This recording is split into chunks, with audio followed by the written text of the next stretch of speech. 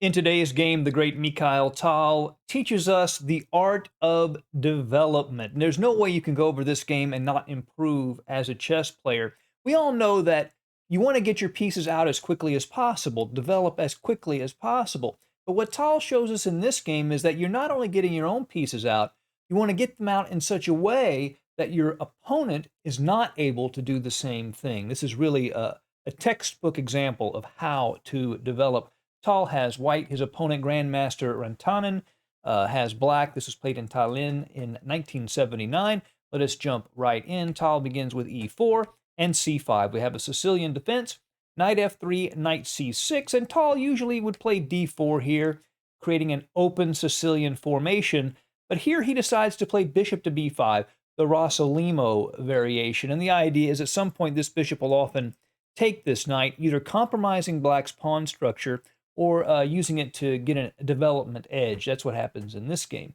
e6 is played, and again, very common is bishop takes pawn. If after, say, a bc6, we have basically it's a Nimzo-Indian in reverse, where black has the bishop pair, but also has these pawn weaknesses for white to work on. But here Tal castles instead, and that allows his opponent to play knight g to e7. So now, when this knight gets captured, if it gets captured, the other knight will be able to retake it, and black has avoided any pawn structure problems. The downside, of course, is that the knight is not as aggressively posted as it would be at f6, and of course it blocks the bishop at f8. Tal just gets his pieces out, plays knight to c3, and black plays a6, hitting that bishop and saying, make a decision. What are you going to do with that piece? Tal goes ahead and takes the knight, and black takes with his other knight. Now there's no pawn structure damage. But now, Tal plays d4, opening up the position after cd4, knight d4. Now let's take a look at the opening. Black has one piece developed. Tal has two pieces developed. Black's king is still on the center of the board, 2 moves away from castling. And Tal has already castled. So he has 2 pieces developed and he's castled. Black has 1 piece developed and he's not castled. That's already a fairly significant lead in development from white. The best move here, probably for black, is a move queen to c7. He plays d6 in the game, but when you play queen to c7, you leave this bishop on f8 free to develop along this diagonal. One decent line for black is after rook to e1 to play bishop to d6, and even put some pressure on white's king with the h-pawn potentially advancing. But here, Grandmaster Rantanen plays d6 instead, setting up the traditional little center of the Sicilian, and rook to e1 from Tal, bishop to d7, and he goes ahead and takes the knight on c6, giving black a choice. If black takes with the bishop, the idea here is he wants to eventually play d5. White has a really nice move here, knight to d5. This does not lose a piece, because if black takes, then pawn takes with check, and he's going to recover the piece with this pawn taking the bishop at c6. So after knight to d5, white has a decent position, and if obviously the bishop goes here, you can just take it, and black has problems. So black decides to take with the b-pawn, and he wants to set up a position where he can play d5 and get a strong structure on the light squares in the center. Now here's a very instructive move from Tal. Queen to g4. Getting this queen out, but putting direct pressure on the pawn at g7, making it so it's much harder to develop this bishop at f8. If black plays g6, then all of a sudden he has quite a few weak dark squares. All these dark squares along black's third rank would be weak, so he'd rather not do that. First he plays e5, so now the bishop's attacking the queen. Tal just moves the queen back 1 square, keeping the pressure on that g7 point, keeping black from developing his pieces comfortably. Modern computers like the move h5 for black. They always like the move h5 on almost any position, trying to disturb this queen's position and forcing white to make a move that might create weaknesses if he wants to keep the queen there. But Rantanen comes up with a unique, maybe not the best, but certainly a unique plan. He plays a strange move, f6.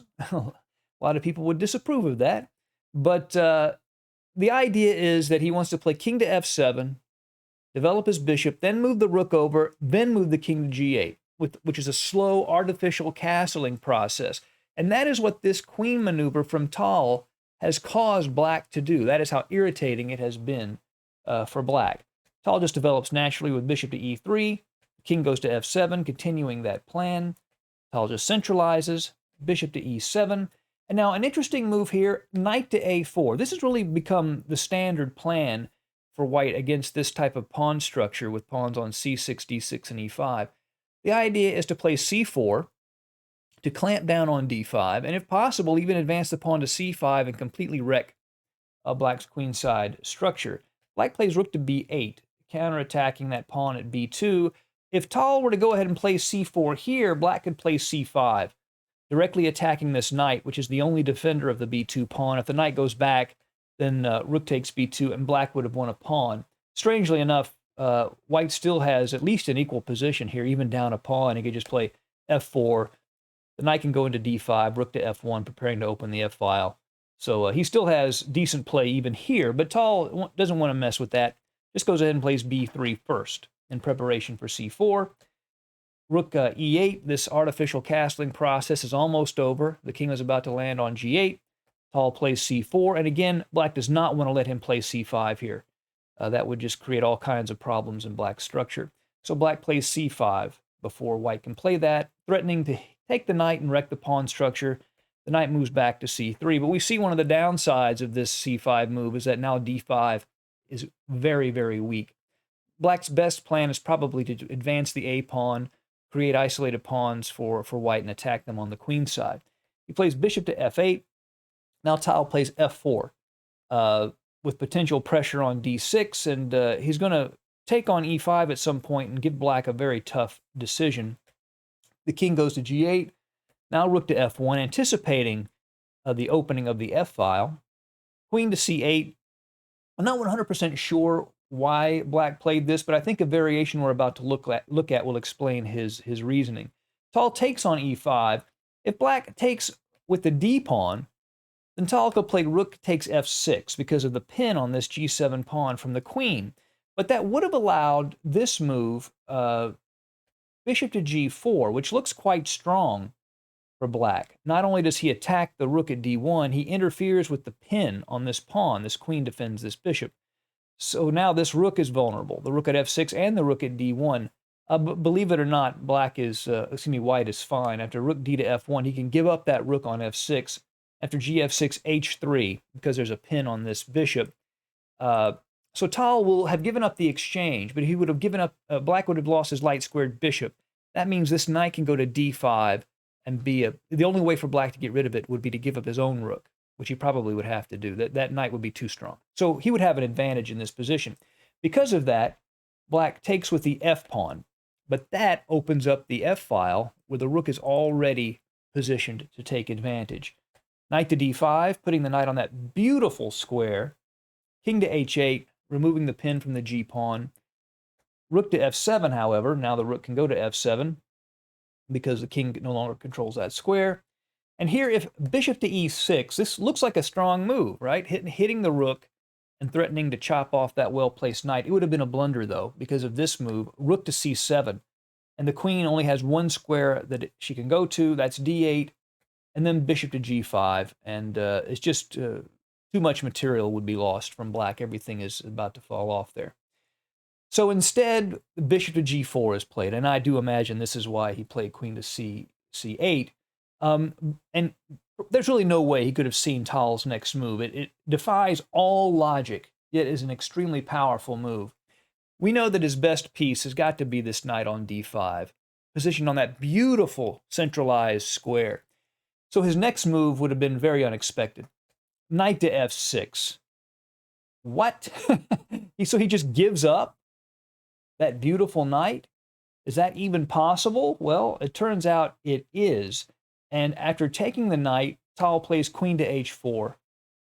The threat, of course, is queen takes h7 mate. That looks easy enough to avoid. Just bishop to g7. So the rook no longer is attacking h7 along with the queen.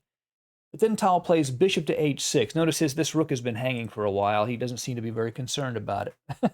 Here, if black takes the bishop, then after queen takes h6, that's it. He really can't stop mate on h7 or g7 here. There's nothing he can do about that. If If queen to e6 to counterattack the rook at f7, then bishop takes g7, check, king to g8, rook takes f6, saves that rook. But now after bishop takes rook, rook takes queen, rook takes e6, this would have been the best variation for black in these lines. He has 2 rooks versus a queen and pawn, but Tal is completely winning here. The queen is just much more powerful, and black's king is unsafe. So white is winning in this position despite the relative material equality. But instead, black goes ahead and takes the rook on d1. Now, in this position, there is a mate in 5. You can pause the video for a second if you want to try to find it. It's not easy. It involves one very difficult move. So you can pause it now, then we'll move forward. Okay, the first move, fairly obvious. Bishop takes g7, check. King to g8. Now it is the next move that is the hardest to see. You can take a second here also if you want to try to find the move in this position. Okay, here comes the move. Bishop to h8, a very powerful idea. The queen is now threatening h7 with mate because the bishop is no longer interfering with the rook. And after king takes f7, Tal plays queen takes f6 check, king g7, queen to g7 mate. A beautiful game with lots of surprise moves and very instructional. We don't just develop our pieces, we want to develop them in such a way that our opponent can't develop their pieces. I hope you've enjoyed this game. See you again soon at Chess Dog. Goodbye.